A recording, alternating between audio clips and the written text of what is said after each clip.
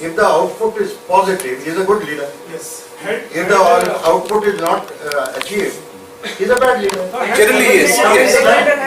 See, generally what happens is, would we have said the same thing? Had the Germany won Second World War, would we have said the same thing? I think Not really, not really. The things would have been changed. We would have talked about the atrocities done by Americans on Japan.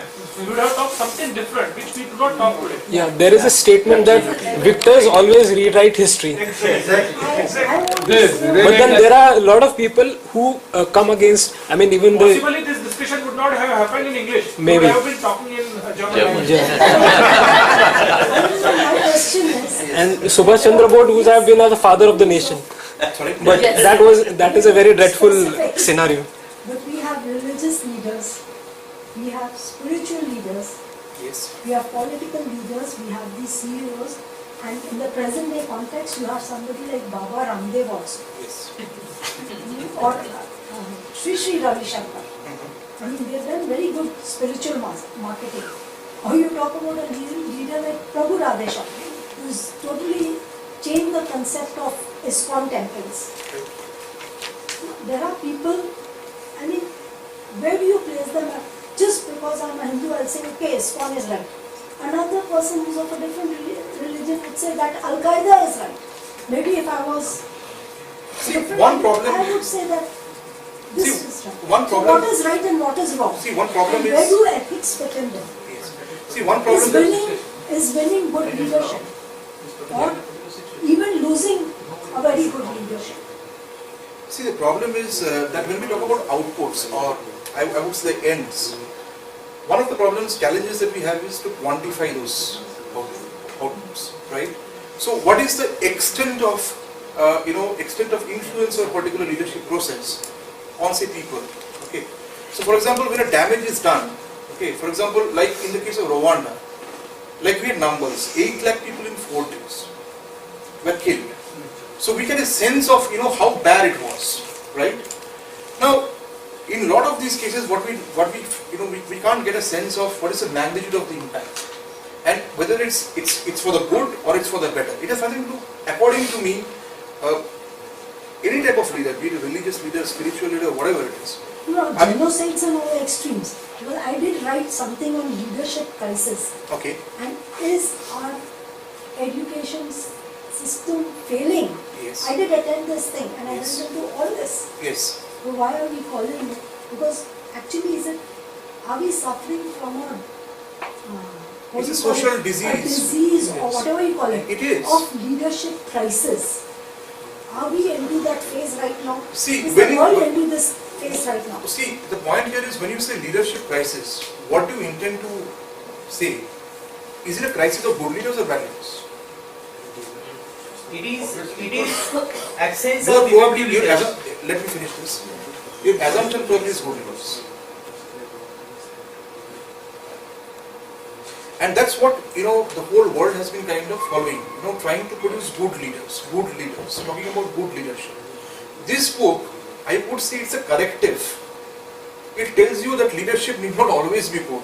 Right. You can attempt to produce or train a leader, but in the leadership process, this trained leader might do things in conjunction with followers and in the backdrop, of context, where the output or the means used can go horribly wrong.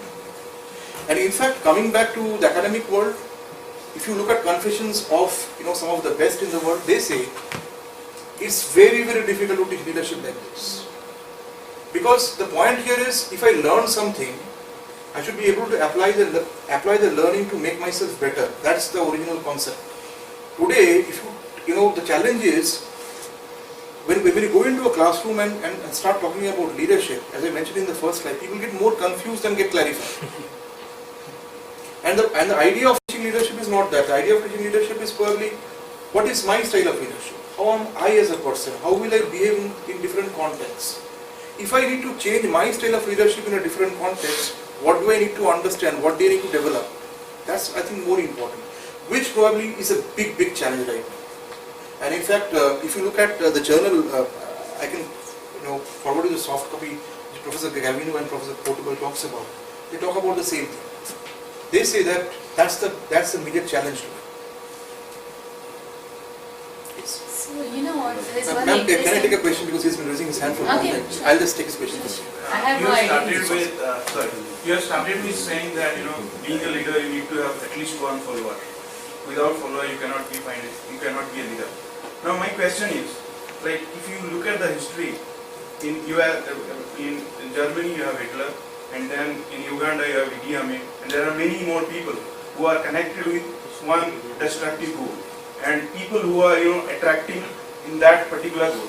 Now, my question is, why do people in a very less number control the entire world? I mean, if you look at Hitler, it was very less number of people who are following him, not the entire world, but he did a destruction in the world. Now, why people follow bad leaders? See, I have mentioned that in my slide. The kind of followers. One of the reasons we follow leaders, good or bad, is there a cost of not following also. As I mentioned, for example, in your organization, for example, to start with, if you don't follow your leader, you might be kind of sidetracked to start with. At a certain point of time, you might be told to even leave the organization. Now, can you afford that? So you would rather stay, glued to the leader and his ways, rather than kind of raising a hand and saying the things are not right. I don't want you to lead me. That's a very difficult thing to do. So challenging leadership is not, as I say, it's not very easy. So it's a difficult job. Now the question, what you mentioned is, how did they manage to kind of have so many followers? It generally starts with a small mass only, right? And then what happens, the vision and the shared understanding kind of spreads. Then gradually people kind of pour in. It's not that everybody actively participates in the leadership process. That is why your categories of followers, bystanders, acolytes, evildoers. Some people who believe in the leader, especially acolytes, they will probably actively participate and try to execute what the leader tells them to do. But it might not be applicable to everybody or every type of follower. Yes, Santosh, yes. Good to see you. See, the Zimbardo Stanford experiments are there.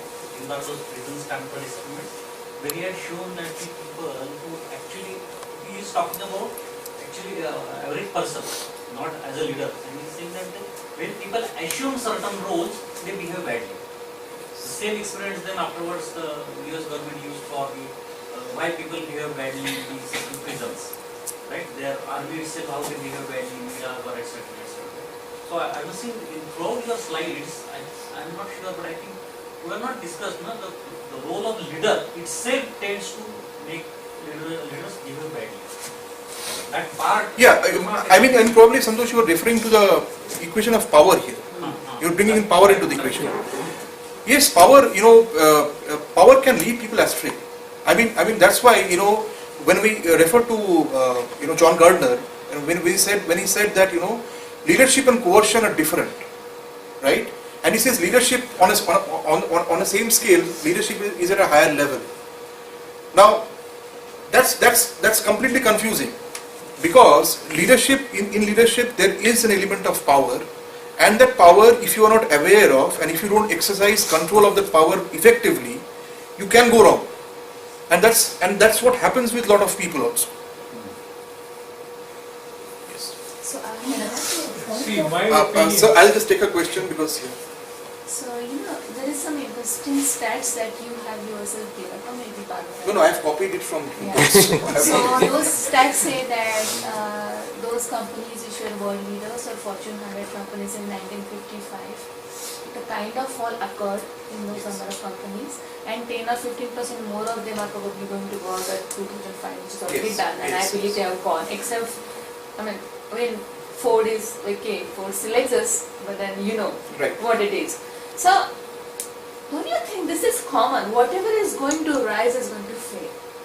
Yes. That's the cycle. Yes. Bad, good, ethics, unethical, means, no Yes. means.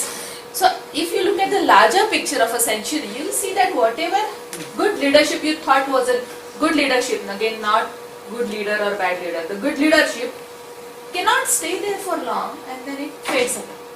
And that means, so all these factors which can contribute, maybe power is the single most, which in turn Greed, brings power. which in turn brings in everything else. So Yes. power makes you more greedy.